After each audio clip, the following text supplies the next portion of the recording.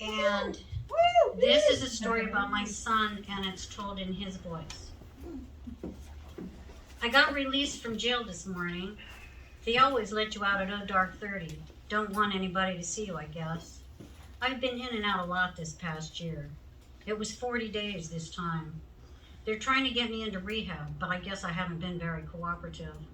Last time, my probation officer actually took me straight from there to jail. But I saw a guy who fucked me over, and I got into a fist fight. Didn't think they'd take me after that, so I just ditched out the back. I had to settle a score, I told my mom. She was pissed. I could tell on the phone. She really thought I'd do it that time. But she held back. I love you, son. I hope you will make better choices, is what she said. And then she told me what was going on with my little sister, my stepdad, and my stepbrothers, my grandma. She always tries to keep me connected to the family. 4 days later, they picked me up again. It's a game the Portland cops play, picking up the drug addicts who live on the streets, teaching the new cops how to tell if we're high, catching us with paraphernalia or enough dope for our next fix, then putting us back in the slammer. Inside, it's cold turkey. Can't sleep, sweats, jitters. The guys are good to me, help me to get through it. Most are older with kids at home, and a wife to hold down the fort. Some have girlfriends who write big messages to them on the sidewalks out front. We can see it from the windows. I had a girl once. We lived in Bellingham. She had a pit bull terrier named Fat Girl. I loved that dog. I started buying and selling pit puppies. I was good at choosing them. It was going along pretty good between that and my pot sales. I even bought a car, a Honda Civic. But my girl got nasty.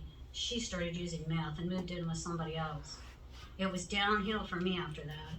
She'd introduced me to cocaine and I loved it. When I ran out of money, I started selling all my shit. All my fish tanks. I had a good rock collection and sold that too. Even the car, gone. My friends got scarce. They were moving on with their lives and staying away from me. I was stuck in this hole.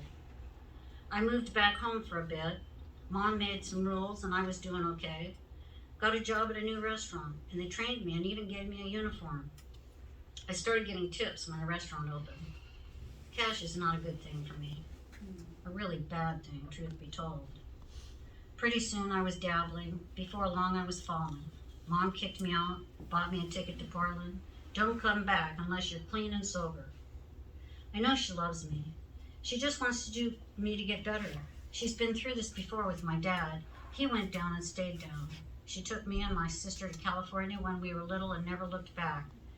I feel bad that I'm putting her through this again. I run solo now. I have tons of friends, don't get me wrong, and girls, never any scarcity in that department. But it's enough for me to keep up my own habit, much less theirs. And I won't pimp them out, I'm better than that. I'd rather go without than hurt someone. So I've been in Portland a while. I get by. I pick up odd jobs, washing windows, parking lot attendant, shit like that. A little low-level dealing to keep me in dope. I live in hotels sometimes, paid by the week, and I have a dry spot near a church when I'm living outdoors. There's always plenty to eat. You'd be surprised what people throw away. And there are soup kitchens when I want something hot. I call my mom. She has an 800 number. She says it's for business, but I know it's for me. Hey Mom, can you help me out? There's a beer fest on the waterfront. I can get work setting up, but I need steel-toe shoes. I know she's looking it up on the internet while we talk. She does that, checks my stories. I've had to get much better at it, and sometimes they're true, like today. I've already talked to them. I was there at dawn, but they said to come back with work boots. Mom sometimes helps me out. Did you check the thrift stores? I knew she'd ask. I've already been to all of them, but Payless Shoes has them for $30. She looks up the store online and verifies the price. Call me back in a bit, she tells me.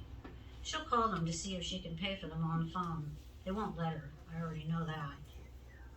I'm making my way toward the Western Union when I see my buddy. Dude, what's up? Short dog, haven't seen you in a while. Hey, I'm scoring today. Want in on it? Fuck. It's been 40 days since I've used. I'm jonesing, no doubt about it. I'm lined up for another rehab, but my PO can't get me in until 4 days from now. I really screwed up the last time.